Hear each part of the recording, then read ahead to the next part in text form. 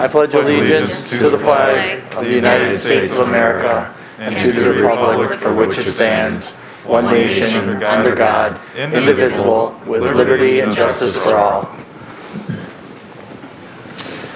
Okay, we have no Sally here, so we'll go with the roll call. Bob? I'm here. Ed? Here. Dave? Here. Jim? Here. Dan? Here. Laura? Here. Tim? Here. Amy? Here. Scott? Here. And the mayor is present as well. All right. We'll move on to 4A, public hearing number 1. Topic, conditional use permit, Grace Church, DELC 0807.987.005, 3558 Hillside Drive, Delafield. Owner applicant, Eisler Investments LLC. Applicant Norm Hansen. Matter, conditional use to approve an existing church use and parking lot expansion. Is there anyone here to speak to the public hearing number 1? Anyone here to speak to public hearing number 1? Seeing none, public hearing number 1 is now closed. All right, we will move on to number 5, the minutes. Move to approve the minutes. Dan will second. All righty, is there any discussion? Hearing none, all in favor say aye. Aye. Opposed? Abstentions? Passes. Okay. Number 6, citizens' comments. Are there any citizens here that would like to speak to anything on the agenda? Seeing none, citizens' comments are now closed. All right, moving through quickly. Item number 7, unfinished business. A, DELC 0807.985.0213875, Kettle Court East, Delafield, owner Kettle Court Circle. Applicant John Barker. Applicant seeks approval for tree cutting and mitigation plan that exceeds the site plan approval plans approved in October of 2019, which were part of the site development for Akron Manufacturing. John, would you and your guests like to come up and sit at the front table, please?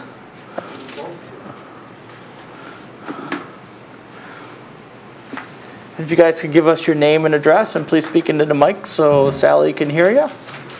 John Barker, 3875 Kettle Court East, Delafield. Michael Davis, Insight Landscape Design, 11525 West North Avenue, Wauwatosa. Great, thank you much. Amy, you want to start us off, please? Sure. So this property, I don't have a location map of it, but it's at the end of Kettle Court East, at the very end of the cul-de-sac with the retaining walls and brand new large manufacturing building. The property is just recently went through a rezone process, amending several properties on Kettle Court East from B4 to M1 limited industrial. And John, the applicant and owner did get approval in 2018 to take this vacant parcel, combine 2 lots, and then build 1 large manufacturing building, which is for Archon Manufacturing. He did get approval for the parking, the walls, the building, the stormwater management, and then came back in 2019 to amend that landscape plan with some revisions to the retaining walls. As part of that final approval from the Plan Commission, John was required to replace at least 817 inches worth of trees or pay in lieu mitigation fees, which would be $150 per inch, because the site was largely wooded. And then, so he came in and has been working on the project and seeking completion on those efforts. But did want to make some adjustments to the landscape plan this year, and so we asked for a revision, and now there's currently somewhere around 300 and some inches of trees. And as part of that, we noticed that there was another additional cleared area on the property behind the building.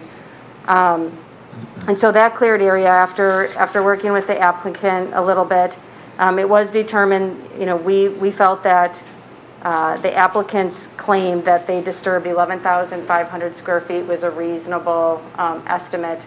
And then we asked for them to do an inventory of the adjacent lands to see what that would be equivalent to if the trees were still there, because they were gone. We weren't able to assess what was or wasn't there, what was or wasn't healthy. So based on the surrounding area, the equivalent amount of inches would be an additional 386 inches of trees that he would need to mitigate for. And then I think it's important to also understand that in the code, he's only allowed to disturb 20% of the wooded area for a business operation, and that was well used in the original approval. So this is above and beyond that. So we're not really going through a site plan review. We're trying to resolve a violation because the cutting has taken place. We can't do anything about it now. But John has been very cooperative. He has Mike from Insight Landscaping here with him, who's been working really hard on producing a plan. And where we're at now, there's been several renditions, but the way I understand it, he would need to replace 1,249 inches worth of trees total. I should back up a little bit. Because the building on the property is big enough, it's hard to replace all of these trees on the property. And he would really like to avoid in-lieu mitigation to the greatest extent possible. The code does allow folks to mitigate off-site if the forester approves that and agrees that the site has been maxed out. So Sean, the city forester, and I both went out to this area because John is asking to get credit for another property on Kettle Court East. So in order to use that property to get credit, we needed to find out what was originally approved and did he comply with that in the first place, because we're not going to give credit for something that should have already been there. So when I say that the required replacement is 1,249 inches, that does include the 46 inches that was required to be replaced on his other property, which is 3655 Kettle Court East, where he is proposing some mitigation credit. So then with what he's proposing to replace, he is proposing at his property here at the end of the cul-de-sac, 500 inches worth of evergreens. Some of them have already been planted and some of them will be new. 411 inches of new deciduous trees. Again, some of them have already been planted and some of them would be new. And then at 3655 Kettle Court East, he's proposing, we would give him credit for 110 inches, although the inches that are actually out there is much greater. It's about over 400 inches, but he only gets 2.5 inches per tree, okay? And I'll show a picture of, they did send a picture. That's what the arborvitae look like along the lot line on 3655. So that's where his 110 inches would come from. And then his original landscape plan did include some more deciduous trees. That property is pretty built out. So we feel he could at least get 3 more trees along the road to make that more aesthetically pleasing, and he would get 7.5 inches of extra credit. That leaves him with 1,028.5 inches worth of trees, so he's still short by 220.5 inches, and I don't know how he can get more on these properties. They're pretty maxed out, which would leave him with $33,075 worth of mitigation costs still. So the recommendation that I have in here is to approve the mitigation plan. And with that, I did have our landscape architect at SEH review it and Sean at the city review it. The only area that appears too dense and tight at 3875 Kettle Court East is the area by the stormwater facility. It's hard to see. It looks like there's overlapping, but some of that's just a matter of the site plan, the stormwater pond really being a little shifted over, and those trees should not overlap. So we're going to trust that it will work and revisit that during an as-built site visit. If it doesn't really work, then he's going to have to make modifications. So I recommend that he submit an as-built landscape plan for 3655 for our records, first of all, because what was actually planted does not match the approved plans, including the new deciduous trees that he's proposing along Kettle Court East. The proposed trees do have to be located outside of the right-of-way. That's important. There's a water main in the right-of-way, and so the trees have to be located outside of it, and do anyway. A site inspection shall be completed by SCH staff upon installation of all the trees on the 2 properties, and we do need to make sure that the trees along the stormwater basin are appropriately spaced. The mitigation plan shall be implemented prior to December 15th, 2020, which is my understanding that's still a decent planting season, unless extended by the city planner because of weather conditions. And if the plan is not implemented by December 15th, enforcement action will be taken. John has already planted quite a bit of these trees, so I don't think the effort is massive. John can get things taken care of pretty quickly. And then in lieu mitigation fees shall be paid prior to December 30th. Any questions? I made that a very complicated issue sound simple. Very nice summary. Thank Very you. well. Sometimes a few things I want to- Amy. I know. Okay, John, would you guys like to do any kind of presentation or say anything? Otherwise, we'll take questions from the commissioners. That's fine. I just want to give you guys a chance, if you need to say something, to say it. Amy, in reference to the area along the stormwater management, you've mentioned that maybe they're too dense. I brought a photograph in to show. There's 15 pine trees, really nicely spaced. They've got plenty of spacing around. They're well over 6 to 8 feet apart, and I think it looks really good. I don't think it's densely populated as much as you might think it is. Plus, No. that area is right where the gun club is going to come right through here with their 22 caliber range, right about here, and hopefully some of those trees block the bullets from in the building. Yeah. So just to clarify, Mike and I did talk about this, and he explained that they're not overdense. There was another plan that showed had it. them Okay, pretty. Okay, so I'm so- gonna scratch that whole deal. Okay. But I just want to make sure that Oh, that is sure. ends up being the case, because Oh, the absolutely. I deciduous mean, I don't want it canopies to are look- over the others. Yeah, I don't want that either. I mean, these are, they'll look great. Like I said, I've planted these type of Austrians before at my own house, and I've seen them in other areas, like even along over on your property at SEH, you've got pine trees that are really close and densely populated, and it's, if you're gonna go for a nice natural look, sometimes they get close, sometimes they're far, they grow together, it looks good, it creates a nice screen visually. I think it's really aesthetically pleasing. And then you had mentioned the 3 trees down at 3655, Oh. which is literally 3 doors down. That plan was done in the first part of 18. I came in the latter part of 18 to get the approval for this building. Ah, there you go, next. Okay, so where's your right of way and where's your water main? Like right there? It's my understanding the water main is inside the right-of-way of the road, and So this, it's in the street. well, not in the physical street, but in the right here, this black line. Property line. That, oops. Okay, so I mean, there's a pretty limited area right there. I could definitely put one, well, that's What the green we ones can are the do that. proposed ones? That'll work. I mean, And it that'll should- be close to the berm though, I mean. that And might that's be a little- okay. I did talk to the SCH engineer, Yeah, and the way the berm is intended to function on this property, Yeah. it should be okay to have it on city Now, are land. you and the engineer gonna come out and rake up the leaves in the fall that go down the loading dock, or do I have to do that? Oh, Okay, Mike, you got anything? The only thing, Just please talk into the mic. And John, I just want to point out, those trees were on your approved plan. They're just were never put in, so we're Yeah, just asking yeah. you put them in. Sometimes people don't do the right thing. the one thing that we're asking to potentially consider is the fact that a lot of the, whether they're new proposed upright evergreen trees or some of the existing ones are much larger than what the code will give us credit for.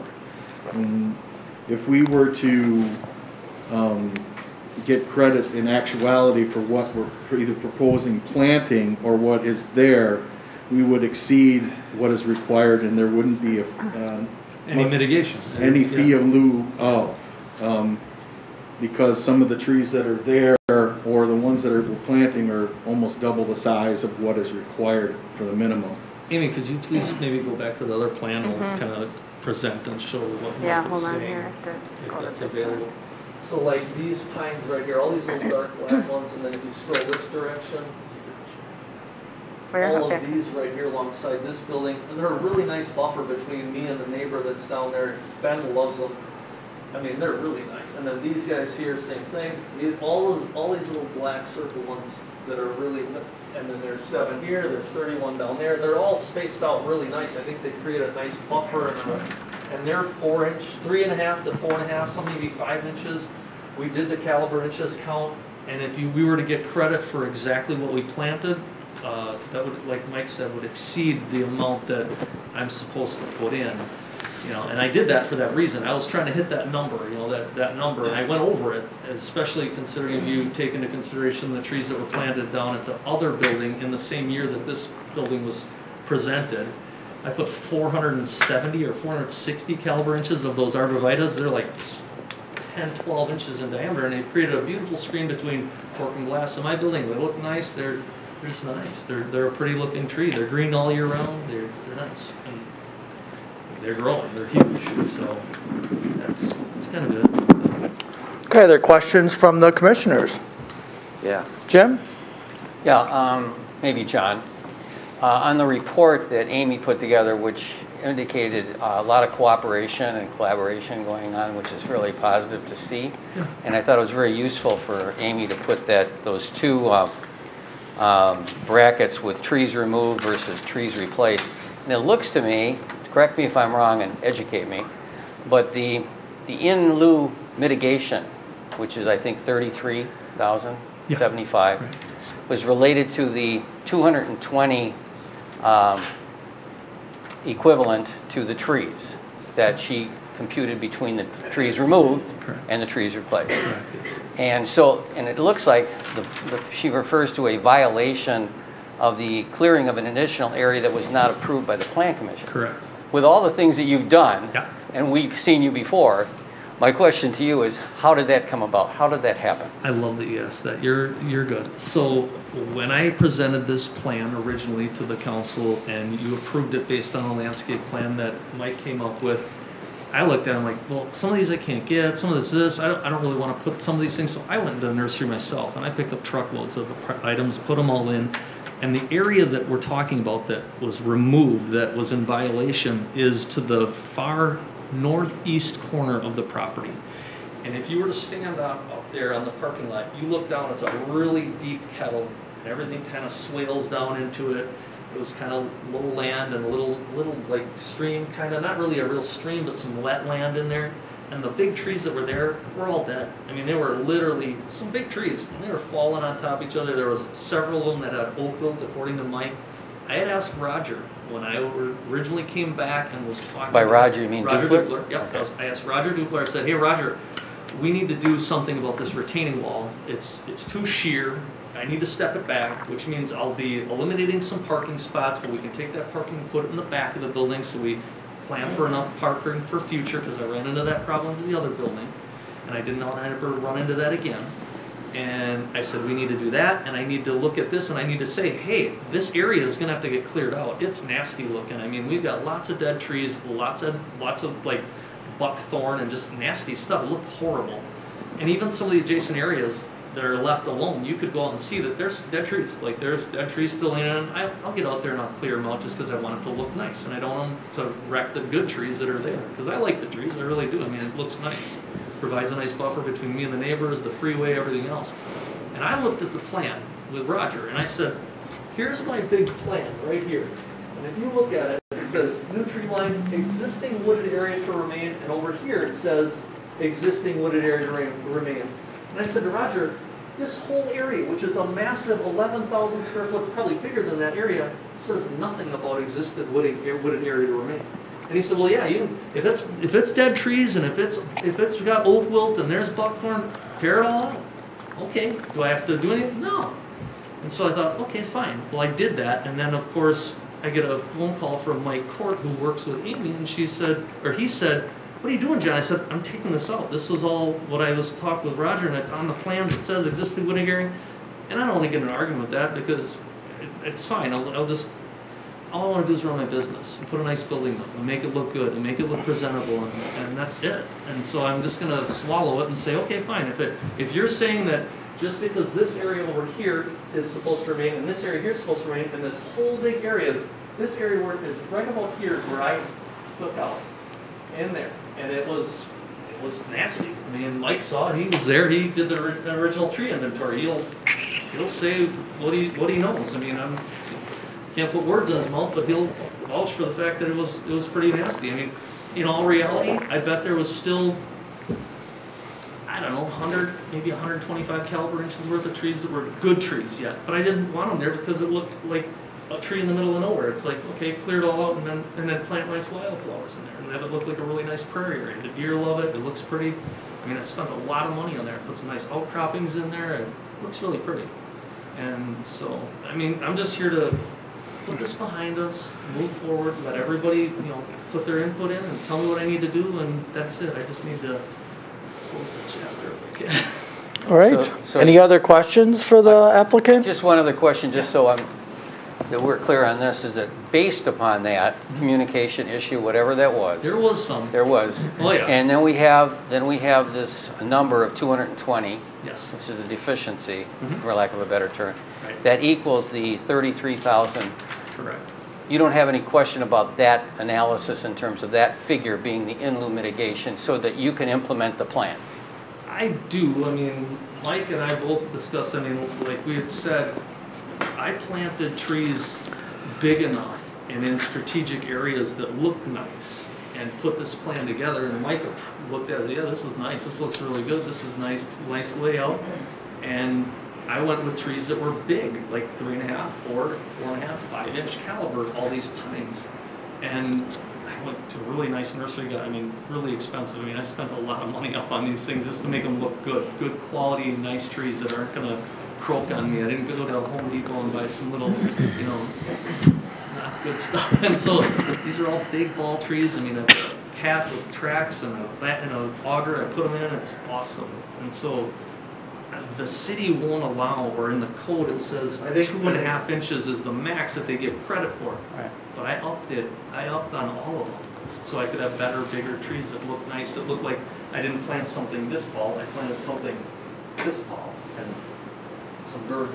So that's where my discrepancy comes in with that. I did that so that I wouldn't have to do that and pay a fine.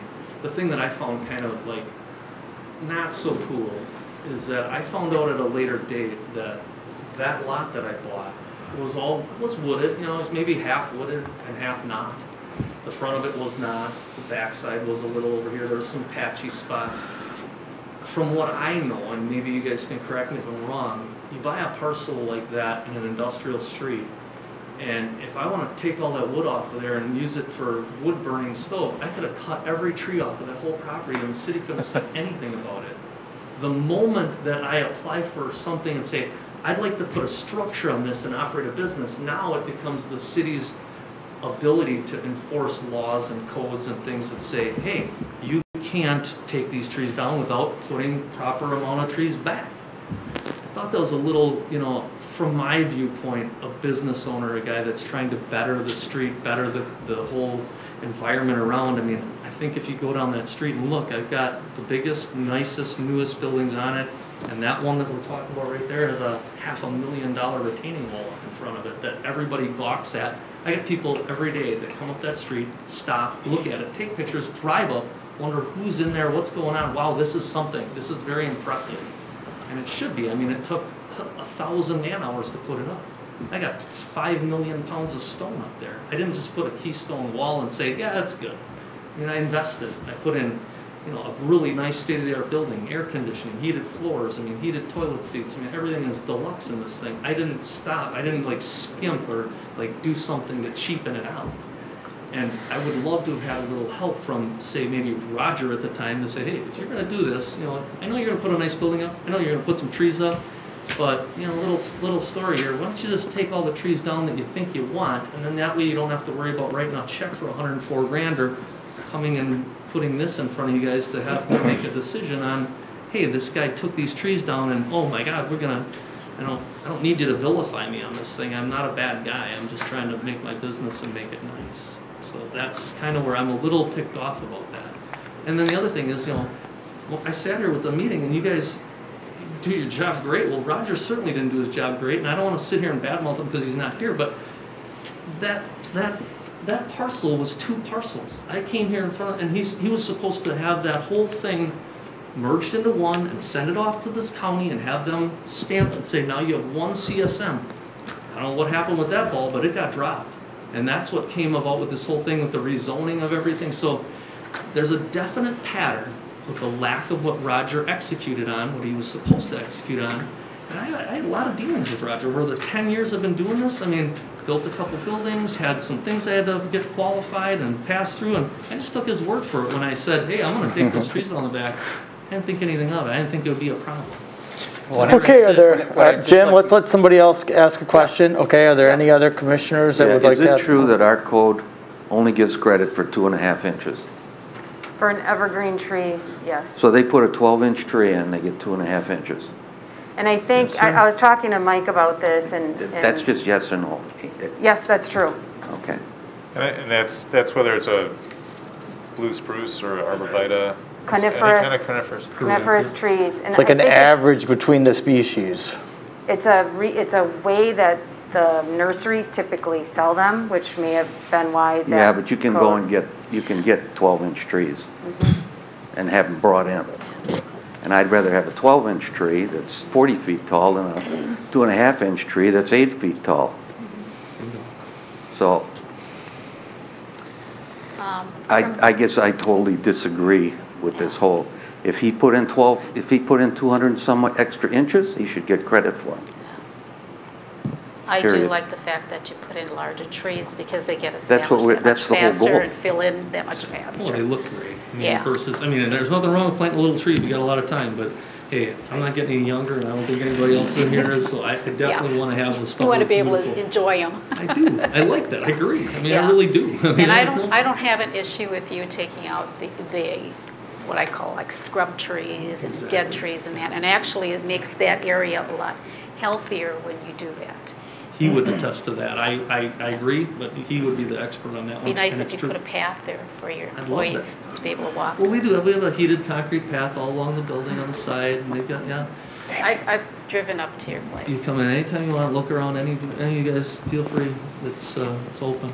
Now, normally we do a tree inventory and we look at, There or was we're one, right? required to do one so that dead garbage Yeah. doesn't count. Yeah. Right, but Yeah. that That's didn't what I'm- happen because, you know, I know. Amy, can you help us out there? Yeah, so he inventoried when he started the project, he inventoried the area that was proposed to be disturbed. This went above and beyond that in an area that, and we could talk Okay. about this all night, but it was So it wasn't a counted. wooded area to remain, and it just wasn't inventoried, so. So it was a it wasn't wooded part of the area to proposal. remain, that was what was approved in Yeah, the I got plan. it, yeah.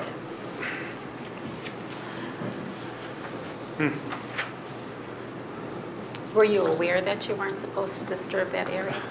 I looked at the proposed map that Mike made up because he did the initial layout. He did all of it. He did the initial tree inventory. I didn't know Mike until this project happened because he was hired through Design to Construct, who's my builder. And I looked at the plan and Mike looked at the plan and he clearly looked at it and said, John, that area is, it doesn't say, I mean, this looks very small on here. This is a 7-acre parcel, so it's quite large. I mean, this is where a semi-truck, 53 feet goes in. So I mean, you can see that this is a big area. Over here it says existing wooded area to remain. Then way over here is where I removed. So if you follow my pen and you just go down in here, go over and drop the pen down. This area here is kind of long and thin, and it's a way downhill slope. That's the area I disturbed. Yeah. Nowhere on our plans did it say, and I don't know why. I mean, I don't think existed wooding area to remain is in any shortage. You could easily stamp it right here, right here, right here, any of that. There's one that says it here, there's one that says it here, it says it over here. It's all over the place, but it's certainly not in that big, large area. And I honestly thought, and I talked to Roger, and I said, Roger, this says it's not supposed to be remaining. It says existed wooded area to remain.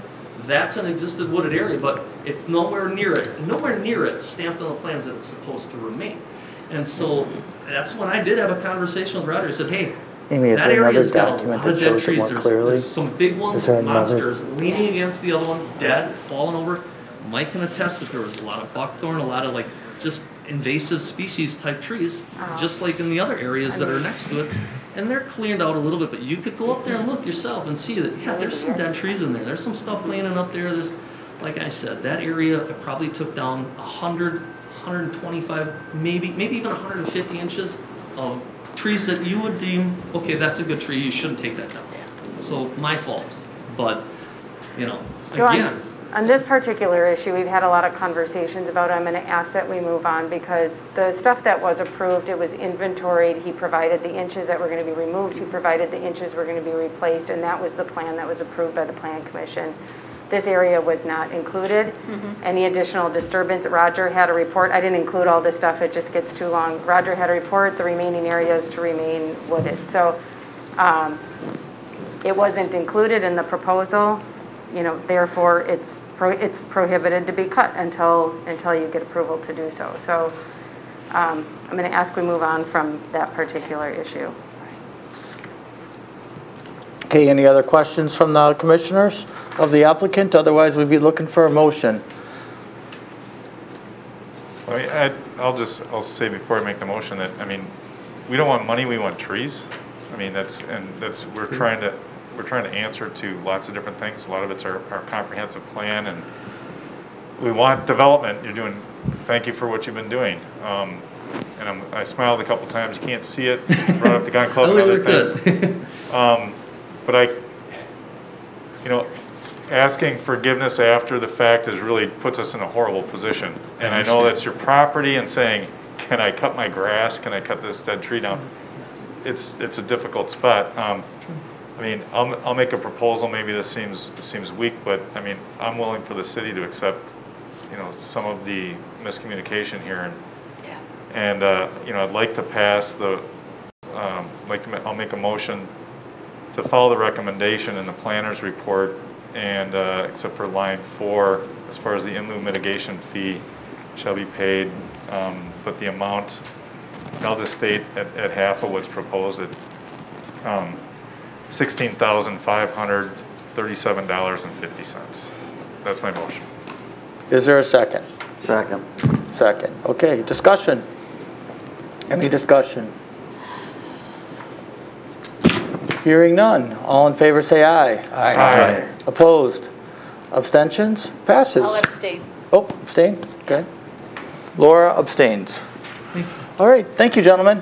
That was half. So the end story is, I write you a check for $16,000. Does that include any legal fees, Mr. Hamma's sitting in, and your fees, or?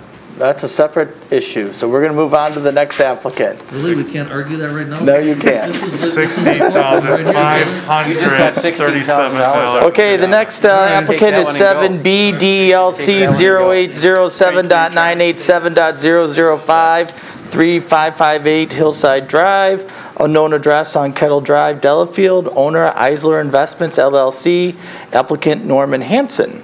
Applicant seeks approval of a certified survey map to combine 2 adjacent lots in order to accommodate the expansion of the parking lot occupied by Grace Church. Welcome. If you could give us your name and address, please. Yes. Norman Hansen, 1148 Quinlan Drive, Unit A, Pewaukee, Wisconsin, 53072. Great, Amy, help us out, please. Okay, I think I can keep this one pretty short because we discussed it in quite a bit of detail at the last month's meeting. But just as a real quick refresher, the applicant is proposing to expand a parking lot on the south side of the church. As part of that, they do need to get a conditional use for the church operation, and then also a site plan for the parking lot itself.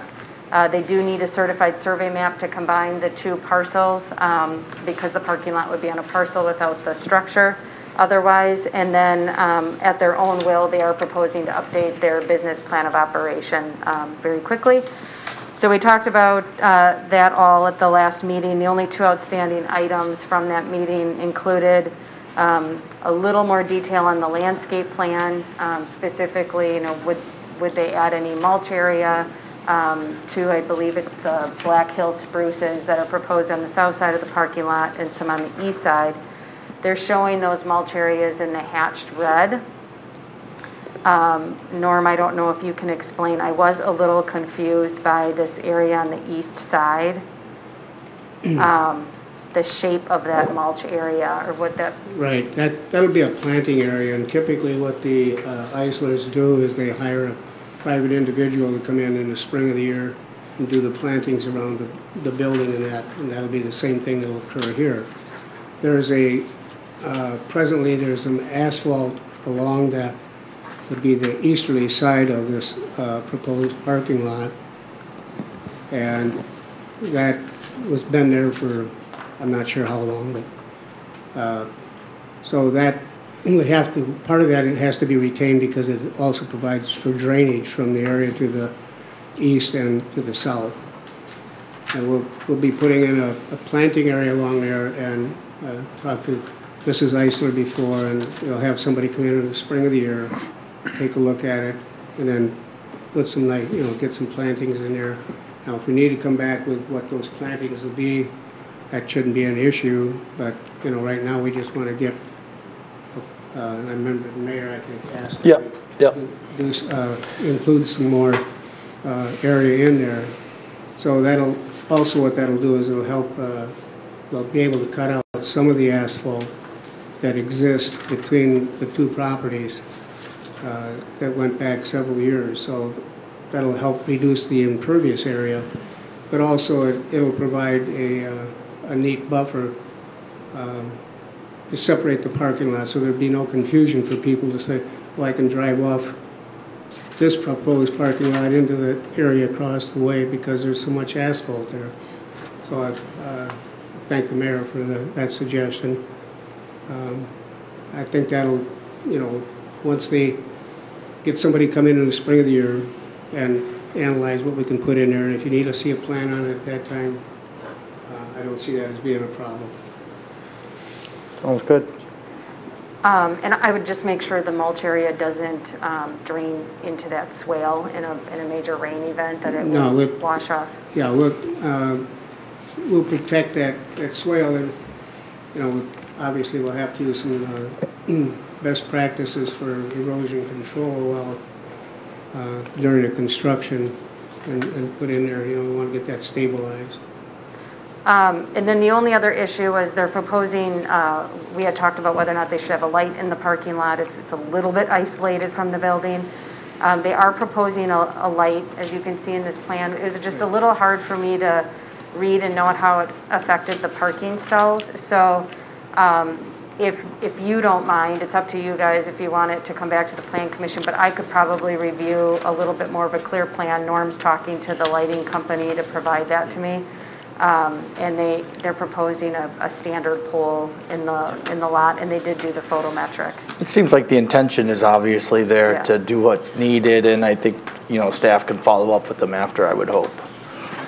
Is that weren't there two other lights already there? There is a light. Were they removing those now? There's a light here, but it faces the other direction. It lights up the church. And then the certified survey map was reviewed by the surveyor. He did actually get to it today. The only comment that's still remaining is that the cross easement, if that was actually established, which I believe at the last meeting you said it was through an easement, it needs to be shown on the legal document. Otherwise, we do recommend approval to Common Council subject to compliance with the surveyor's comments, and recommend approval to Common Council for the conditional use and site plan subject to the installation of proper erosion control and submittal of a revised lighting plan for review and approval. And that I'm certainly comfortable doing that if you are. And then I recommend approval for the business plan of operation. I will make that motion. I'll second. And I'm Dan. Are we sweeping through all three items here? That works for me. Yes. Yeah. Just as Amy put it. And just so you know, on that issue, 3 items, in talking to the new clerk, they really should be, when you take separate action, they really should be on the agenda as separate items. That's why you're seeing 4 items instead of, or 3 items instead of 1. So that motion is just for 7B? You want me to want separate ones? That's fine. Sure. Okay. Motion to recommend approval to the Common Council for the certified survey map, subject to compliance with the surveyor's comments. Okay, is there a second for that? I'll second. Oh, Laura beat you. Laura got the second. Okay, any discussion? Hearing none, all in favor say aye. Aye. Opposed?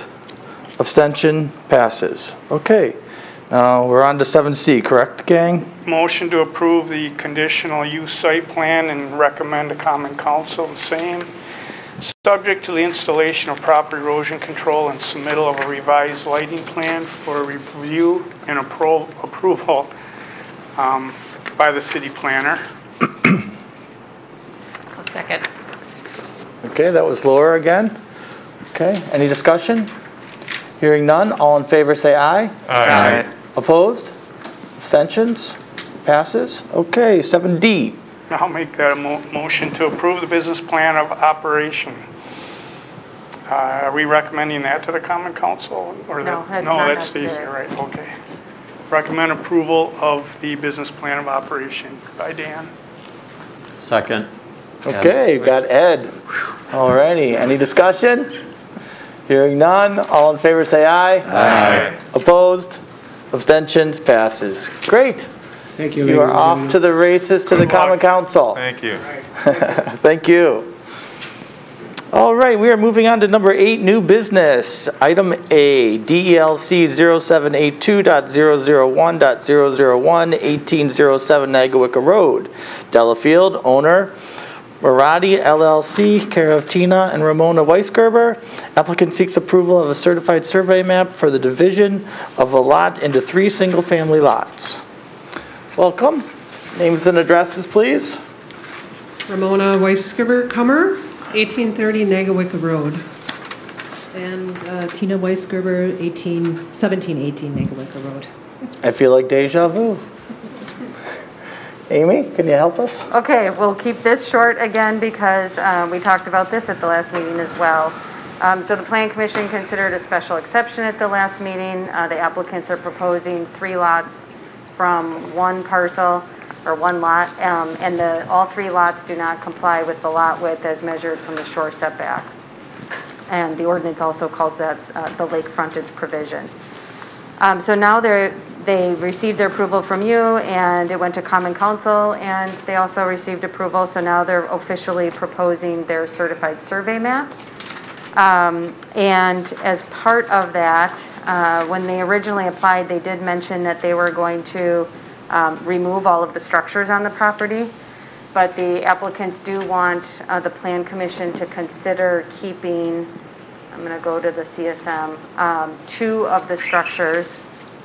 They would remove the restaurant as part of a certified survey map and the parking areas. But on proposed lot 3, which is the southernmost lot, there's a large outbuilding structure. They're calling it a garage workshop pool cabana. And then there's also a lake terrace structure / boathouse, but I think it's if you look at the MLS, it's a pretty nice structure with some living elements included, or I'm not exactly sure what it's used for. It's a very nice historical boathouse. So I guess the question is, the ordinance does prohibit accessory structures without a principal structure, and there really is no path for temporary, keeping them in a temporary situation until somebody builds a home. Or otherwise. And so in talking to city staff, we felt that they would need to convert the big outbuilding structure into a residential structure in order to keep them, and that they couldn't convert the boathouse structure as a residence because that would be that's not a location where a residence would be permitted. So that is my recommendation is to approve the certified survey map subject to, if they want to keep the structures, one of those structures need to at least be temporarily converted into a residential structure. And in order to do that, they would need to meet the standards in order to get occupancy from Scott. The city's land division ordinance does also have a recommendation that long and narrow lots not be approved. But it is, again, a recommendation, and as you're, I'm sure, familiar with this area of the lake, all of the lots are pretty long and narrow. It would be hard to do anything otherwise, and it would be more intrusive to try to get a public road in the middle of this lot. So I would recommend approval of the long and narrow parcels, which is fitting with the surrounding area. All right, thank you. You guys have a statement you want to make or something you want to tell? Please start. We're just trying to get clarification, on that south lot. So if someone purchases that south lot, obviously the boathouse is a big attraction, right? So they want to keep that boathouse. And we had just mentioned possibly that garage/workshop, we can certainly take it down, but someone might appreciate that. And when they build their house with their architect, they might incorporate that into their home. So how would we go about keeping that element? Because that's a good selling point to someone. Right. So Scott, can you answer that question? What would they have to do to that middle building to make it habitable? I mean, I've been in that building. It's got a kitchen. It's got running water. It's got electricity. I mean, short of a bed, I think it's got just about everything you would need. It's not that easy. You'd have to meet all the requirements in the Uniform Dwelling Code. They'd have to meet the energy portion of it. It would have to have a frost-free foundation. It may be easy, it may not be. I don't know. So my question is, understanding the history of the property and how it's used, and the fact you might be spending money to destroy something of value, with both. First one is the boathouse. Is that entirely contained within proper setbacks on the lot on the lake there? It's grandfathered in. It's been there. No, I know, but I mean, so understanding. But would somebody taking ownership of the property with the boathouse primarily on it, would that entirely be their property? Yes. Or does it overlap into the other No. center lots? It's completely on that. And obviously, and it looks like to me that this other accessory, this garage workshop thing is within the right. Are those the right setbacks for property, or it'd be non-conforming anyways? I think it's in the middle, right? I mean, is it far enough back on the sides that if someone built a house there, that was, let's say someone built a house there tomorrow, would that accessory structure be okay? I believe the accessory structure would be okay. I think the offset is 15 feet, Scott. I think it is too. I mean, I think the location is fine. Okay, so the other thing is, I know that in the past we've had some permitted uses of things like, I know the school north of 16 had trailers for a while where we had annual renewals. Had annual renewals of uses that weren't otherwise permitted.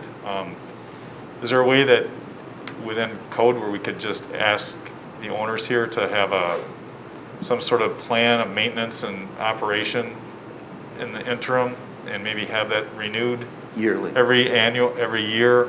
So they're not going to tear this down tomorrow, and this isn't going to be an instant issue. But once that restaurant's gone, if let's say these lots languish and they're out there for 2-3 years because they're asking too much or whatever, they could be a problem with just vandalism, other stuff. But so if we had this, allowed them to exist on a temporary basis and just renewed their maintenance and upkeep on an annual basis, is that something that we could do? And I think that'd be reasonable to allow. I'd rather, as opposed to tearing something down at someone. I mean, I had someone tear a barn down in my neighborhood because they had an offer to buy and then they backed out, and then the barn's torn down, and somebody else was like, "Oh, the would have loved to have kept the barn, right? I mean, that's what I'm trying to protect here as well. I mean, who knows what the next buyer is going to want to do? They might love it, want to keep horses in it. We don't want it sitting there and have it rented out. I mean, we want to understand how it's going to be used so that the neighbors have a clear idea of what's going on. I like the idea of temporary structure. Do we know what we did at Divine Redeemer? Were you here then, Scott? I mean, for those temporary classrooms? Yeah. No, but that's a commercial property. It's a plan of operation. It's a site plan approval, and I know they went through the process. Yeah. And I think they came back even more than once, because I think Yes, they you did. agreed for a certain period of time. 2 or 3 times, I think they came back. So, when I was at, What if they just applied for an occupancy permit for that, and you came out, can't do that? No, I think a plan of operation is not a bad way to go. There's not a principal structure on this property. So how can you have a residential use without a principal structure? Well, I'm saying that could qualify as a residence. What? That, the building in the middle, not the boathouse. Well, it could. I mean, the boathouse has running water and a bathroom in it and everything else as well.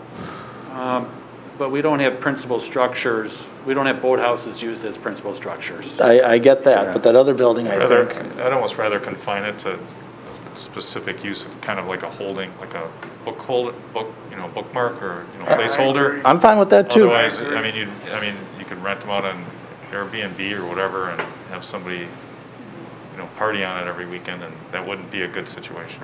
Not that you'd want to do that, I'm just saying. So what we did, at the county, because we did have a lot of boathouses with land divisions that were left, and it's very hard. I mean, who wants to tear down a nice boathouse when they're rebuilding a new home? We just, for a while, had a policy where folks had 2 years to build a new residence, and as part of that, they had to submit a financial assurance for the cost of removal to help provide an incentive, and it was used to say if you didn't tear down if you didn't build a house and didn't tear down the structure, we have the right to tear it down. And then there was also a deed restriction recorded with Register of Deeds, and because in this case in particular, they're going to be selling the property. It would put the new owners on notice that those structures, either they do need to build a house or the structures are going to have to go. That was their policy, and then they ended up putting it in the code at some point because it was happening so frequently, but it was effective. Sounds like that could be done in a creative motion. I would think that's reasonable because then the buyer of the property, has a certain timeline. They have to adhere to it, and then they can choose. Do I want to keep this building? Do I want to tear it down? Does this fit my plan? Does this fit my architectural design or not? So that we would do that for both buildings, correct? Mm-hmm. Does that work? You got one, Tim? Yeah, I'm not sure. So what is that? So I was talking about a business, like a business plan of operation, but you were suggesting something slightly different. Just a temporary, I think it's similar, temporary allowance to keep the structures while the property is sold and somebody has the opportunity to build a home for a limit. I don't know if we have to, I understand that registering it and all that other things, but I'd just like to see I'll make a motion. Yeah. How about that? You guys tell me it's how to get it. I'll make a motion to approve the certified survey map for the division of the lot on 1807 Nagawicka Road into 3 single-family lots, with the provision that the structure on the northernmost lot and the boathouse on the southernmost lot are maintained in good order and will be subject to an annual review of that maintenance until sold and a primary structure is constructed on the property. Does that make sense? That makes sense to me. Subject to annual review and... I guess a question, isn't the boathouse on the southern lot too? That's what I thought. Yes. They're both on the southern. That's the only thing I would They're both I'm on the sorry. southern lot. Oh, I thought they were on different lots. No, it's in that upper right, left-hand corner is the boathouse. The BH states both. Yeah. It's lot 3, right? So Yeah. Specific. I'll amend that to say, just to reference that both structures are on the southernmost lot. Perfect. Second. Discussion. Hearing none, all in favor say aye. Aye. Opposed? Abstentions? Passes. You are 2 for 2. Thank you. Alrighty, 8C, DELC 0798.977.001, 333 North Lapham Peak Road, Delafield. Owner American Legion, number 196. Applicant George. We got the cryo fit. Oh, did I skip? Oh, sorry. Sorry. 8B, DLC 0803.988.004, 2566 Sun Valley Drive, Suite F. Owner Gary Stortz. Applicant Rob Remitz. Relaney LLC. Applicant seeks approval of business plan of operation and permanent signage in order to operate a service business specializing in whole body recovery and wellness. The business name is CryoFit. Come on up. Would you like to come up? Yep. Sounds familiar. I think I remember talking about CryoFit in the past. I do. I'm excited to be in I remember Delafield it, finally. yeah. It's been a long process for me. We're in New Berlin, going on our 4th year, and we're finally in Delafield, so we're very excited.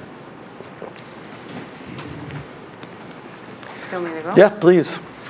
Well, I think Kent gave the gist of it in his little intro. So the only reason why this is not on the consent agenda, it's normally just a typical business plan of operation in a multi-tenant building. It's going in what was formerly Grill Junkies. So there's plenty of parking. The impact should be less significant than a restaurant. But the reason why I put it on the agenda is all of the other tenants out here have the either red, white, and blue, all red, white, and blue signage, or just red and white, or blue and or black. I'm sorry, black, red, and white. I think there's a couple with just black and white, and they will have kind of a neon green signage. With that being said, it is 13 square feet, which is pretty small. It's internally lit. But I did want you to take a look at that. It's my understanding that before my time, the city required red in all of their signage, and that has since changed since so many people do have their personal branding. But wanted to give you that chance to. Yep, we've had a mental mind shift, from what we did 10, 20 years ago. Let's see. And the details of their use are in the packet.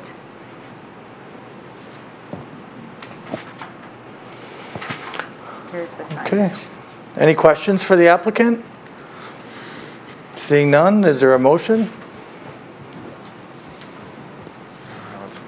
I'll motion to approve the business plan of operation as proposed, approval of the signage as proposed, and also that the sign is lit intensely. The sign should not exceed 40-foot candles.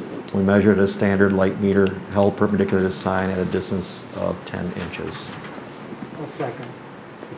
Great. Any discussion? Is that Robert with the second? Yep. Okay. Yes, Robert with the second. All in favor say aye. Aye. Opposed? Abstentions? Passes. Welcome to the city of Delafield. All right. Thank you. Okay, now to 8C, which I tried to do before, DELC 0798.977-001-333 North Laughing Peak Road, Delafield.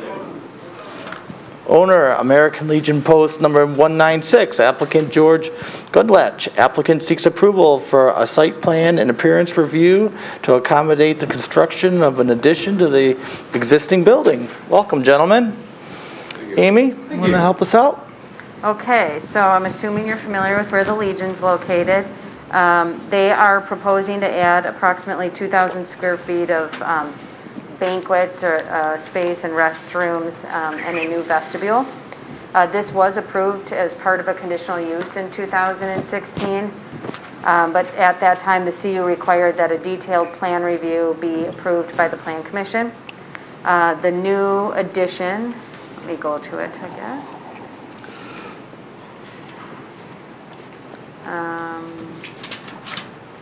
So that darker hatch is where the addition will go, and the vestibule is that smaller square. And then they also are proposing a future deck. But the addition, again, was approved by the conditional use. At that time when they got the CU, they updated their siding for the building and put in a new metal roof. And so this structure will just match what's already on the property. They are, because they are increasing the space, there might be more traffic. The Legion did state that they did a review and they will be able to meet the parking requirements of the ordinance, but they were unable to just provide how that functions within the existing parking space. And we did ask that they mark their stalls as part of this project. And so they're going to be submitting a revised parking plan that shows, they don't anticipate having to increase the asphalt area that's already there, but they will show how it will be marked and how traffic will flow. I think that, and the addition will have, there's a few feet of grade drop from the existing structure to the west side of the addition that will walk out to the parking lot. But they are proposing an exposed portion in order to accommodate an ingress-egress door. And that will require the construction of retaining walls. And people, if I'm reading the plans correctly, that exposed elevation will be lower than the parking lot grade, so folks will actually step out and then have to step up to the parking lot. Does that sound right? No, from what I understand, it's going to be a straight walkout from the lower structure on a ramp going up to the parking lot. We're trying to avoid steps in that spot so that when we're loading and unloading things into that general storage area, that there will be no steps. Okay, so you don't, because there was only like 3 to 4 feet of grade drop. Yeah, there wasn't much. Okay. So you're cutting it, but you're cutting it all the way down to the exit? Correct. And then it'll be a slight ramp going back up to the parking lot? Okay. Correct. And then what do you do with the drain, like if it rains and it drains into that space? I guess I didn't think about that. From what I understand, the architect's not here, but we're basically drain tile, and there'll be some type of drainage set up for that. Because we don't want it in the building. Yeah. The architect was planning on showing up tonight, but he's under 14-day quarantine for some little virus that's going around right now, so he couldn't make it, but hopefully we can answer your questions. Yeah, I would just be careful that you don't create a little pool down there. Agreed. Are there any questions for the applicants? Yeah, I have a question. On the retaining wall, is there any kind of railing system that's going to be there? Not that somebody walks off potentially, or am I not seeing something? Isn't that required, Scott, if you're over 3 feet or 4 feet? First of all, what is the height of the retaining wall, the maximum height? Let's see, I'm looking at, if you go to the other elevation where you can see the side view. Yeah, side view, that's right. 5 feet. Am I going down or up? Let's see. I don't know. I have to zoom. I can't control my computer much. There we go. So the bottom, if you go to the bottom view, right there. Here. And just enlarge that. I thought those were steps. Yeah, see, they're showing steps on here. And we basically had this set up as a walkway going in and out, bringing it out further so that it was going to be a straight walk. As far as putting something around the edge, if we need to, definitely we'll put something up there, because we don't, with the kids, everybody else running around there, we don't want someone going off the side there. Yeah, Scott, you'd require a railing most likely in that situation, right? Not necessarily. The building code would, I don't think so. If it's a green space above, or is that? Yeah, it's a green space above and to each side. But I think as an owner, you're going to want a guardrail. And it's been the city's standard in the past to require guardrails. Like an example would be around mechanical equipment at the multifamily up at Village Square. There was a retaining wall into a hill with a big transformer, and the city required a guardrail. Aren't those steps inside? This is the outside. Building. He didn't upgrade this or whatever. But no, I agree. I agree 100% with some type of railing. Absolutely. Okay. All right, any other questions for the applicant?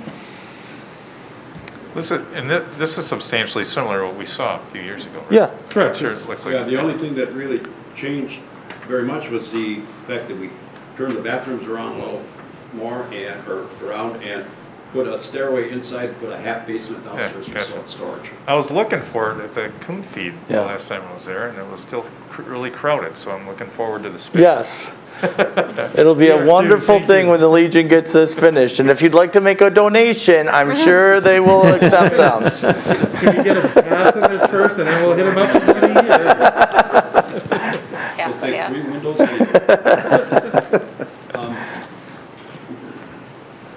Any other questions for the applicant? Otherwise, be looking for a motion. I'd like to make a motion to approve the submittal as proposed, showing that there's no stairs going down to that lower level, and the applicant will look at railings for safety also, and they will. You're also going to be submitting then the parking lot. They will be submitting the parking lot for review. Correct. And marked with zoning ordinance compliance with it. And are- please note that we're not going to mark it until we're done building. Right. And are you comfortable with me reviewing that parking plan to? Yes. To make sure? I would be comfortable with Okay. staff reviewing it. Second by Dan. Okay, any discussion? Hearing none, all in favor say aye. Aye. Opposed? Abstentions? Passes. Good luck. Great. Happy everybody. construction. So we'll have a GoFundMe page. Set it up. So let them get it in our newsletter in January. Deal. Thank you, everyone. Okay, 8D, City of Delafield, text amendment to zoning code. Amy? Okay. So a couple of months ago now, I believe, we talked about making some code amendments related to special exceptions, which came out of a conversation regarding the difference between special exceptions and variances, and an interest to provide more specific standards. So, I mean, the amendments grew a little bit, and we can talk about them as we go. Not a whole lot has changed since our previous conversation, so I think I will just go through some of the stuff pretty quickly, but let me know if you have any questions. So first of all, I'm proposing to define the term special exception, and I think I changed and to or at Tim's request in a few spaces. Any concerns with that? Nope. No. Okay, and by the way, we're going through this because I'm hoping to set up a public hearing for the actual text amendments at the next meeting. So we do want to have it pretty well figured out. For anyone listening or following this, the general purpose of this is to close some open gaps in what we have, where there's some areas where we're not defining things well and that there's a lot of latitude. Another one is just simply define with more specific parameters and not have it all be kind of on-the-spot conjecture, right? Right. I mean, right now the code has pretty vague language about here are the provisions. The Plan Commission can review and approve a special exception from those provisions, which doesn't give you a whole lot of guidance about what is a minor adjustment compared to what should have to go to the Board of Adjustment for a variance and prove a hardship. So we're just trying to define what is minor and reasonable when considering these exceptions. Amy, one of the things we talked about in this series of events, which I did look at remind me of the September and June memorandums, which I really appreciate. That still gives us good guidance on what to do. And I know in the, for example, on the, just for the variances versus special exception, to talk about unnecessary hardship, and you consider when substantial justice can be done. And we talked about, since we had the 7Cs issue kind of came in between what we're doing from existing to future.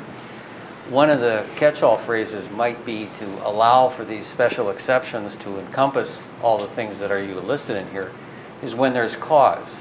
You have a rule and then you have an exception. Exception usually based upon cause, for cause or of cause, or some kind of just cause, to give the at least discretion to the Plan Commission to adopt versus various criteria to a specific situation like we have with 7Cs, because there was cause, even though it wasn't hardship within the meaning of special exceptions, because that's a variance issue for the zoning board of appeals. But if you have a cause as part of the exception, that can encompass a lot of different things. And depending on So is there a specific change, Jim, to the document that's been presented to us that you think we should include the word cause or something similar? And is there a spot you'd like it added? Well, I think where it says in granting a special exception, the approving body must consider, and then all the proposed special exceptions would be hazardous and other good cause, for example, at the end. I'm sorry, can you please tell me what page? Where it says whether the proposed special exception would be hazardous, harmful, obnoxious, offensive, or a nuisance to the adjacent properties and surrounding neighborhood or natural resources. And then it says approving body may impose such restrictions to protect the public. Special exceptions are only offered in section 2.199. So my thought was it maybe, or other good cause, you're not limited to what's in this particular language. or other criteria of good cause, or good cause as illustrated by hazardous, harmful, noxious, offensive, including but not limited to. Fairly common language in the legal world is included but not limited to. If you were for good cause, including but not limited to noxious, hazardous, offensive, or nuisance, so forth.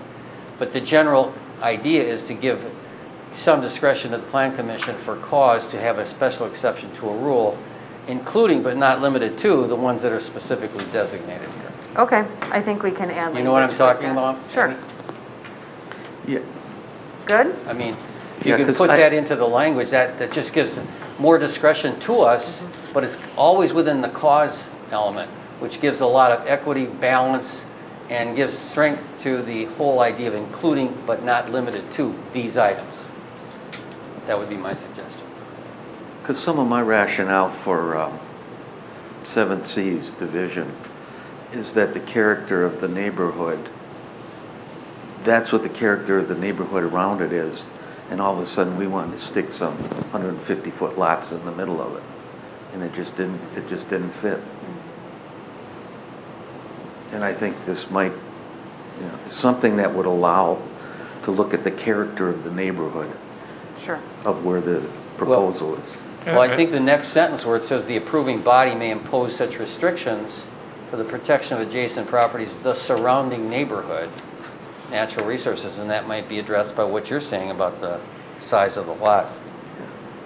Because the one sentence talks about what the exceptions are, and the other one says what we can do to provide some restrictions so it can comply with those exceptions. Yeah, I think that's kind of what we're looking for before, Yeah. is adding the good cause thing gives us that discretion, and the other ones are pretty tight examples of where those What might we can exist. do to allow for it. Right. I agree. That's solid. So I think those two sentences are critical here. They're back to back. And use that kind of language and you can come up with something to address what we're talking about, Amy, and we can, it's going to be scheduled for a public hearing. Hopefully between then and now you can put the right language. Any other comments about the document or suggestions? I have questions. Yep. As I understand it, it's when you do a special exception, it's only for one dimension, not to include all dimensions of a lot. So I know you've mentioned that before. I think the special exception per the Delafield code, so you can get a special exception from the non-conforming lot provisions, which allows a variation in different dimensions. So I do think you could get a waiver from floor area, an exception from floor area ratio and offset and side yard setback at the same time, if that's what you're asking. Well, the way I understand it is that a special exception is for one dimension, okay? And if you're going to include all dimensions, then you're changing the code. That's the way I understand it. So a special exception is to that. It's not plural, it's singular. No, right, but somebody can come in here and say, I would like a special exception from the non-conforming lot provisions. It would be whatever section A, floor area ratio, and also a special exception from B, open space. Yeah. I mean, you can get multiple dimensional special exceptions. And that doesn't include height. We are not allowing a height. Yeah, we decided that at the last meeting. That's how I understand the state standards are, is not to include height. Another thing in there, do we have in there that approval would require a 3/4 vote in a public hearing? For the special exception? No. I'm not aware of that being a requirement. I've really been heavily invested in this for a very long time and have read state statutes and that, and I've read other municipalities, what they're doing in that. And that's what I'm seeing very common is that you have to really document a special exception. We, as a Plan Commission, have to have a document stating these are the reasons why we are giving a special exception. Along with the petitioner has to give us documentation. That approval requires a 3/4 vote and that there should be a public hearing before we grant a special exception, which I think is reasonable. And and any homeowners that border this should be notified. Which I think also is reasonable. I know I would want it if my neighbor was doing something that borders my property. On the face of it, I like all three of them. Yeah. So I think that's a reasonable thing to do. Does everyone agree? What were the three again? 3/4 vote, a public hearing, and neighbors notified. I would assume at that point you're doing a class 2 notice, so two notices 2 weeks before the meeting, and everybody, I think Board of Adjustment, everybody within 100 feet is getting notified. They actually recommend 1,000. Oh, that's pretty restrictive. That's more than a CU and a rezone. Yeah. And I'm not aware of the 3/4 vote being required either. Where does that come from? So we would be changing from a simple majority to a 3/4? I think if you do a public hearing, I think that serves a pretty solid purpose of getting the word out, and that, the neighbor notification, the public hearing. I think 3/4, because a 3/4, when we've got a body of, how many we have here, 7? That means you need 5. If one person's gone, you still need 5, right? I think though that this came about was, remember when neighbors could protest? You needed a 3/4 vote to pass. I think before they changed the law? Well, not before they changed the law, before it could be approved. So Laura, no, I mean, they used to have that, now they don't. Yeah, right, they don't, but I got a feeling that's where this came about. Could be. Can you tell me what you're talking about? Because I'm not aware of that. The 3/4 vote. It's for a zoning change, right? No, it's for approval. For what? Approval process, that you have to have a 3/4 vote. It was like that, like say if in the past before they changed, what is it, Act 67, I believe it was. Yeah. You had, neighbors could protest. And the only way that it could pass if someone wanted to do something to the property is if a body, say this body or a common council, it had to have a 3/4 vote in order to pass. Okay? And that protest has to be done by an adjacent property owner and so forth. Right. So you want to put in a protest provision? Is it going back to the Prestwick case? Yes. No. Yeah, it kind of is, but that's what I think that's how this came about, is that if you're going to do a special exception, you do you have to have approval by a 3/4 vote of a governing body. It could be common council, it could be this body. Well, where is that case of a protest? That's not changing the zoning. You're asking to add a No, protest? and I actually will go back and I'll check the state statutes, because I do read state statutes. I do read what other communities around us are doing, and this is what I had written down that they have been doing, is that they recommend a 3/4 vote. They recommend that for a special exception. They recommend that a public hearing before you are granting a special exception, which I think is reasonable. Yeah. And I think it's reasonable to notify neighbors. So I agree with you with the public hearing. I just want to be careful with the 3/4 vote because it's more restrictive than the variance, which is a more restrictive But the definition standard. is easier.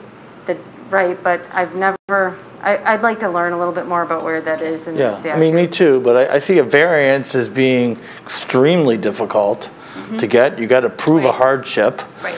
And then the special exception is more difficult than a regular vote that's following the code. It's an in-between bar. And a 3/4 vote to me seems, from what I've heard tonight, right, because I haven't thought about that idea before, seems to make some sense to me.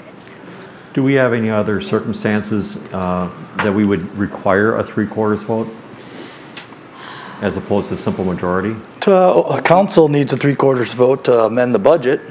Well, that's what happened in Prestwick. The statute's gone. But there's The a state changed that That was a 3 years council. ago. And it's gone, right? The state I'm just asking this That's why I'm body being here. careful here. We're going to use the I'm same sure there's rationale other here. ones, Ed, but that's the only one that comes to my mind is to override the You got the budget. variance here, you got a special budget exception amendment. here, and you got a regular approval here, that I feel that, okay, the top one, variance, is very tough. The one in the middle, I don't think it's unreasonable to ask for a 3/4 vote, seeing it's one step up from the regular approval for something that is within the code. So I if think we're that- going to just do the math, we're going to have what, 5 people, 4 people? 5 people instead of 4. Yep. Right. One more, 5-2 as opposed Yep. to 4-3. But the vast majority of special exceptions in front of this body will be because of a substandard lot situation caused by the city of Delafield. Right. They're gonna, if you make it too hard, they'll go for a variance, and the hardship is easy, the city caused the hardship. If you make it too difficult, we opened up the special exception route a few years ago because we thought this body was better able to understand and make a decision rather than the Board of Appeals. And if you make it too hard, they're just gonna go back to the Board of Appeals. I agree. I don't see the three-quarter vote. I- Because these are substandard I'm lots. skeptical too. And now you're gonna make it difficult for somebody because they have a substandard lot? I like the notification. Mine's a substandard lot.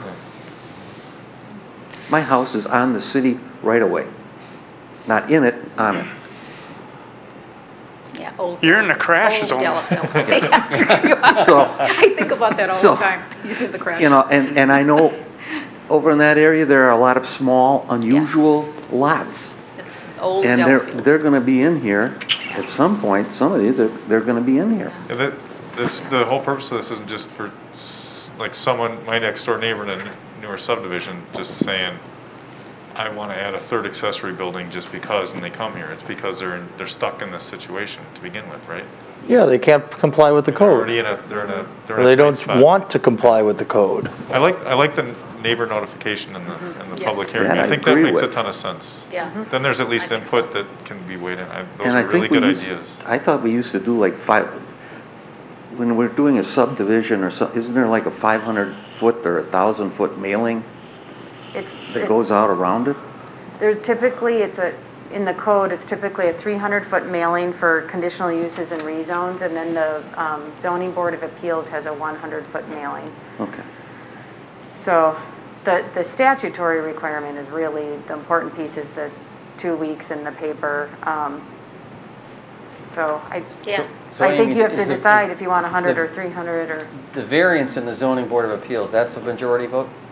Yes. Okay, so now we're looking at here, making it a. It's an idea. It's an idea we're working through. Do you guys want to think of, that's easy enough to throw in when we have the public hearing next month, if you want to think about it over the next month? Because keep in mind, I think your memo is really well done on this part. It says unnecessary hardship, unnecessarily burdensome or unreasonable in light of the purposes of this ordinance. That's in the zoning board of appeals, and that's a 4-3 deal.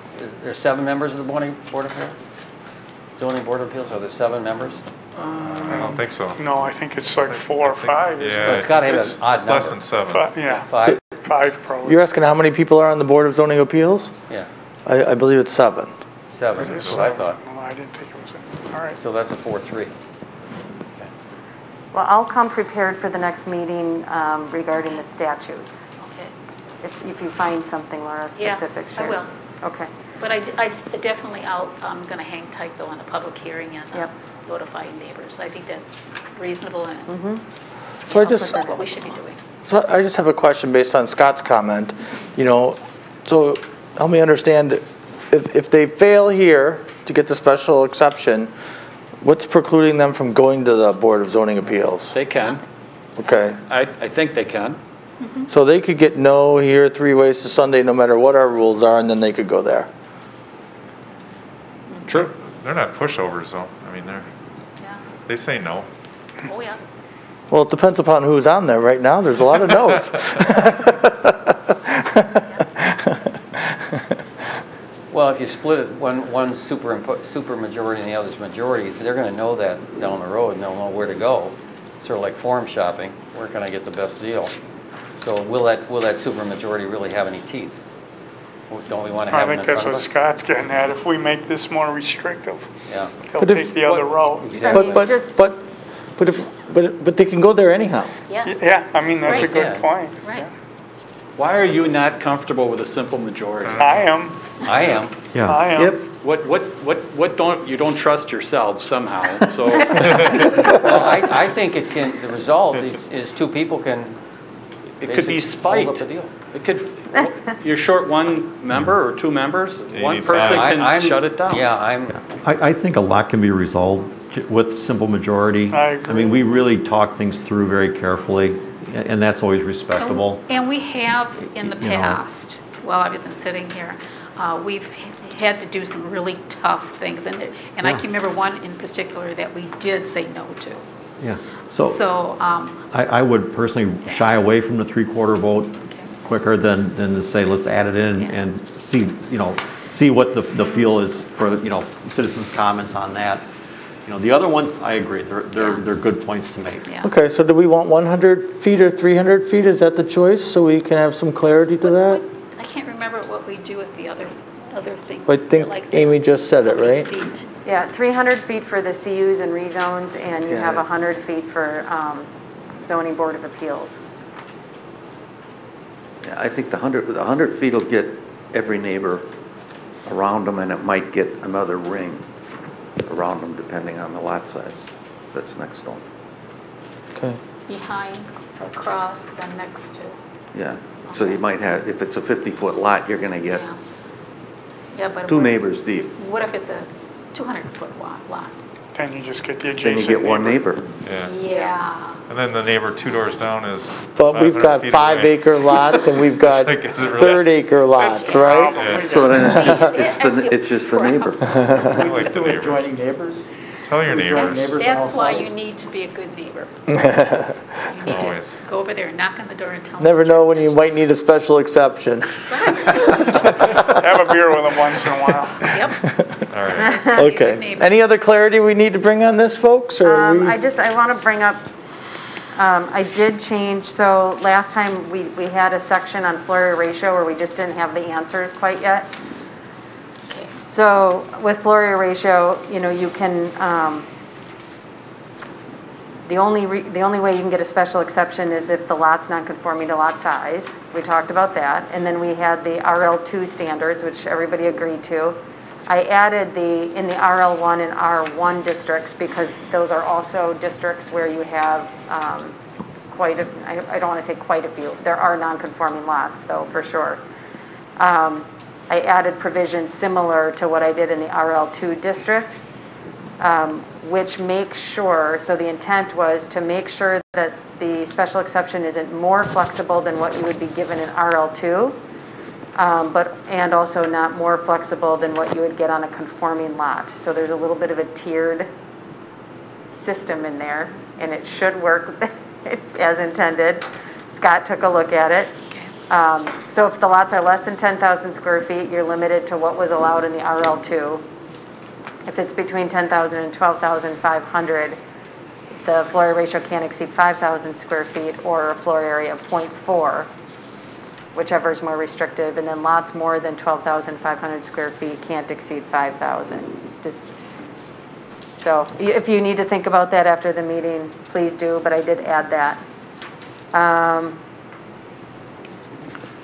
Just want to see if there's anything else that I added that's real different from the first. Oh, we talked about general requirements. So subsection D says general requirements. There's a whole bunch of requirements there that kind of got to, I think, Jim, you at the last meeting wanted to make sure, or maybe it was you, Laura, that the application was accompanied by supporting documentation that demonstrates justification. So there's things like that in there. That was me. Amy, Yes. page 6, right at the top, A. No additional lots abutting navigable waters may be created. And then you use the word lake frontage. So we're down in Page Right at the top, 6. A. Proposed language, A, no additional lots abutting a navigable water may be created unless the lot has at least 150 feet? Right. Yeah, I thought we were going to change that to 100 feet. Well, it should be, if it's I'm lost. navigable Page 6. waters or lake frontage? Which one is it? Because the navigable waters could be River? A river. Yeah. Good Pond? Yeah. Yeah. Pond, pond, Oh, could be anything. But So are should we that say talking lake lake? frontage or are we Frontage, talking? water. Yeah. Because There's Bark big chunk of land up there that's got a river running through it. Yeah, right. So that's what you, that's actually existing language, just so you know. I took the same existing. So is riparian frontage a better word to use? Is that such a thing? Yes? Yeah, Like that might be the right word to use. But then again, we're talking it's the about. same. I mean, Yeah, it really same means the thing. same. You could have, Lake means river? I mean, lake means No. lake. Well, If you could float a board on it, it's navigable. riparian means a muddy waterway. but is It's RL, crazy. but does that apply to the lots on the, or is that how they're zoned? Is This, this under RL or that's just, these provisions are only in RL1, Oh, okay. RL2, okay, that answers, RL. right? That answers the And question. RL1. That takes Yeah. care of it. They're all lake, yeah. So everything we're discussing here is lake. Yeah, what are we gonna do with those people then? Yeah, on the river. Yeah, on the river. Yeah. Amy, can you create a new section for river and another one for pond? R1? I'm gonna throw you out of the room. We'll cross that bridge Yeah. when the path goes over it. Oh, jeez. do you only want the increased width to apply on lake properties? Because this does not say lake properties. Yeah, I think it should be nailed down because we do have river. We do have a big pond on the other side of the freeway, the south side of the freeway over here. And I know that each one has Are there a lot of restrictions. non-conforming lots, On the river? Yes. Pancho? So like you've got these RL1 lots on the river. On both sides or the east side of the lake? There's some here. Those are But RL? Right there. Yeah, okay, so they are, on the river, they are zoned RL. So that we just clear up that, takes so care it of it. applies to it, so clear up. Yeah. However, lake can be, also mean river or navigable water. I think that's why they're using navigable Yeah, water, I so it think covers that's all of what- it. Exactly. But it does say at least 150 feet of lake frontage. Yeah. But that river frontage, Oh. I'm assuming is what we're referring to. Lake or Yeah. river frontage. Lake or river or lake or riparian frontage? Yeah. Either that is- include both. Yeah, Or probably should make it say general. lake or river. Yeah. And you want it to apply to both. That's the important thing. You do Yeah, want it. Since Or do you it's have to- zoned. Well, this is really giving us the flexibility to help them. It's not. Or do you have to also Right. include the word pond, if it would apply? I don't think We got they're rid in of the that, pond. they're not in that RL It's not, district. okay. Don't have All any right. Well, R1. how This about side just of the freeway. shorefront?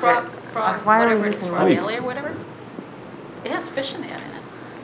What do you think, Amy? Help us here. I think if you wanted to apply to everything, you could just use the term shore frontage instead of lake. It applies to everything. There you go. If you don't, Bingo. if you only wanted to apply to lakes, because I think that's how it was written before.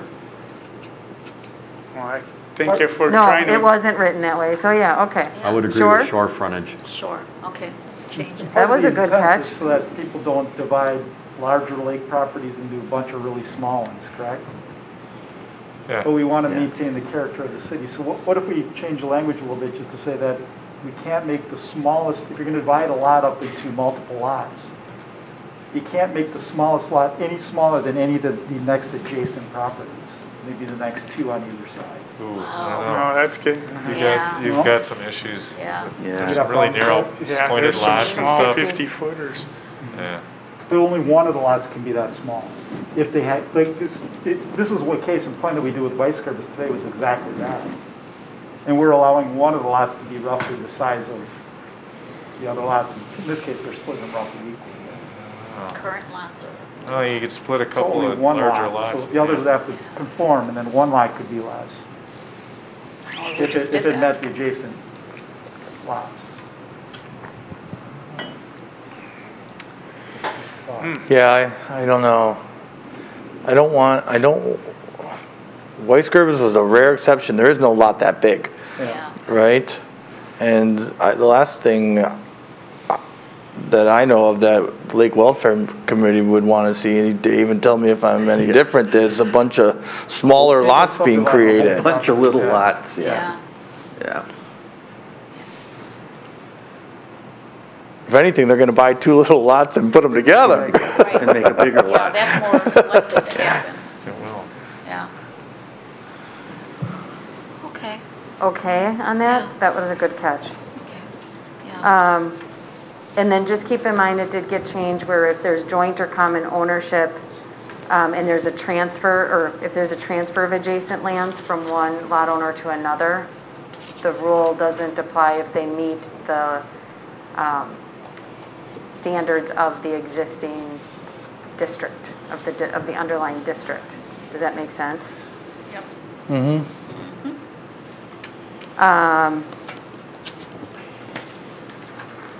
Okay.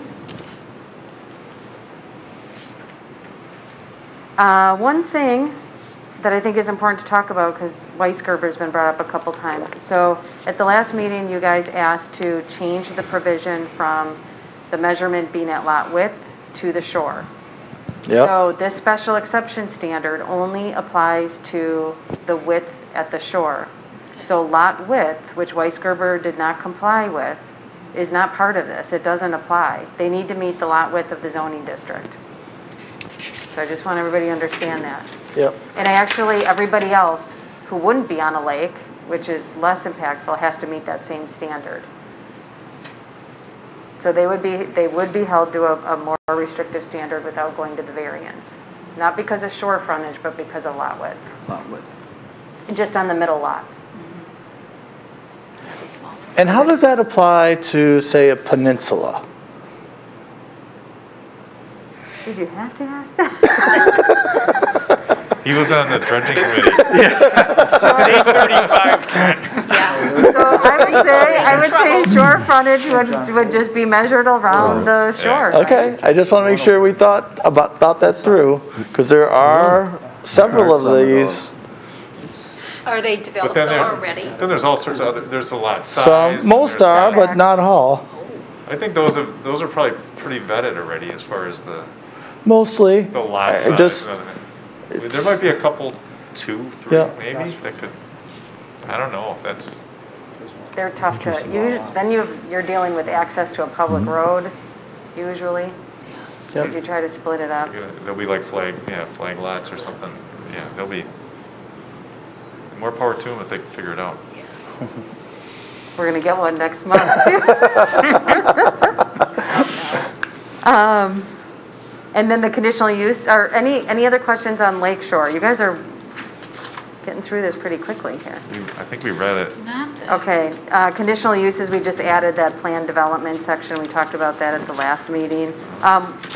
One thing I added was the Yes, very nice. zoning district table. That's Yeah. brand new. We didn't talk about it at the last meeting. The only reason why the table is in there, I was just using it as a reference and noticed that didn't get updated when you guys, a couple years ago, updated all the floor area in a bunch of the sections, that there wasn't an amendment to the table. So there was an incorrect, there were just incorrect references in here.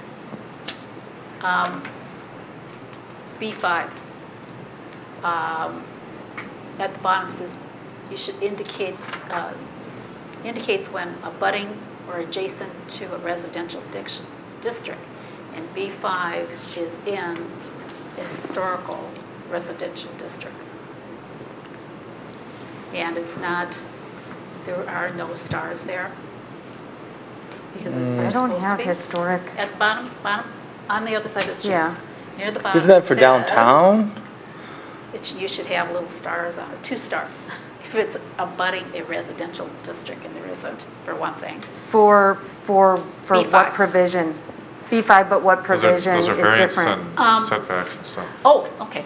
And I would like at some point for us to review B5, because in the past, 30 foot is just, we've gone back and forth. That's my neighborhood. We've gone back and forth with developers that it's too close to the residents.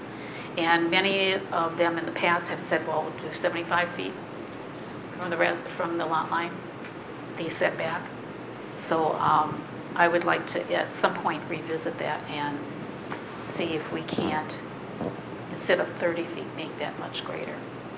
That's where you'd get the asterisks from if you changed it specific to residential, because right now it's the same for both. Right. So there isn't a need for asterisks? This is the same. So if so Laura, you're suggesting that the lot lines that are abutting residential districts for B5, you'd like to see. Asterisks. So it's. So that it's indicated that this is within a residential district. Yeah, but that's a separate discussion. Yeah, this is, Yeah, yes. but I want to put it, as long as we're discussing all this. Yeah, Put okay. this on, somewhere on future agenda that we should discuss this and review this. Okay. Okay? Yeah, and then I had to change the shore setback in that table too, from Okay. width to shore. One thing that was brought to my attention from someone was, so when the floor area provisions, and this doesn't have to be dealt with right now, but I just want to bring it up. When the floor area ratio provisions were modified, the CBD districts were not looked at as part of that. Oh, wow. And that CBD2 is held to a 50% floor area ratio, where there are some other districts, I believe it's specifically R4 allows a 65% floor area ratio, when that's single or two family, where CBD2 is a more aggressive district. And so the request was to increase it to match that, or be even more, or even be even more, less restrictive. The only difference is in R4, although you get an increased floor area ratio, there is an open space requirement per family, where CBD2 doesn't have an open space at all. So floor area ratio is kind of your only cap. With that being said, height has been a little relieved, and you can have 3-story structures, and I mean, can you really get a good maybe even a 4-story structure with a 50% cap? That starts to get hard when you go vertical. So that's a bigger conversation right now. I just want to fix the table, but that's, to Laura's point, that's probably Future list. on a list. Put it on a list. We already have a long list. Yeah, that's why I got lists. Right. Check them off. And we are writing them down. Yeah. So any other questions regarding the amendments? I will put it on the agenda. Actually, I'm asking You need a motion to schedule the public hearing? Yes. Amy, one question. We talked about before, keeping in mind the burden on these special exceptions is on the applicant. Yes, that's in the general. Just want to make that my intent was to add that to the general requirements. Yeah, I think that should be part of it. So when's our next meeting? So what would we like? Well, we have that further down on the agenda. Oh, so then how do we schedule a public hearing without knowing when our next meeting is? Just schedule it for the next meeting. I propose that we schedule a public hearing for the text amendments just discussed for the next available Plan Commission meeting. I'll second that if that's what we're looking for. Any discussion? Hearing none, all in favor say aye. Aye. Opposed? Abstentions? Passes. Okay, number 9, zoning and ordinance revisions. Do we have anything there? No, I guess I could quick say the Lake Welfare Committee is proposing a few revisions that are going to come to you real soon regarding impervious surface and boat houses. Okay. Dave, did you want to add anything on that, being the Lake Welfare Committee representative, or? No, I'm doing the boathouse. Oh, okay. Oh, and Scott's going to be doing fences too. Scott has fences coming our way. I'm content being surprised. We got to do them again. Yeah. That's what I said. Can't seem to get away from fences, huh? Okay, number 10, report of city officials, clerk. Planning Commission meeting dates and deadlines. So we are scheduled for a meeting December 30th. So we got some options here. Traditionally, if there isn't any significant business, we often cancel the December meeting. If there is significant business, obviously we'd want to have the meeting. But it's a tough one to move the date around on. You either got to move it up a full 2 weeks, or you end up with 2 in January. Or we leave it at the 30th. Or you leave it at the 30th. You want to leave it and cancel it if all we're going to do is text That's amendments? what I'm thinking. Well, I don't think we're going to be all traveling over that time. No, let's leave it, and if we cancel, If we're only going to do the text amendments and maybe something that someone wants to wait, we're good. I'm good with letting it ride to January. Anybody feel differently on that? Hearing none, we will move on. The next meeting date is scheduled as of today for December 30th, 2020. B, meeting submittal deadline is December 15th. I'll refer you to any correspondence in the packet. Number B, planner. Oh, nothing, future text amendments, that's a duplicate. Okay. All right, 10C, building inspector. What you got for us? I have nothing. Oh, no. Thank you. I'm here to answer questions. Nothing took occupancy? Nothing, okay. All righty, number 11, we are adjourned, seeing no further business at 8:44. Thank you all who attended and watched.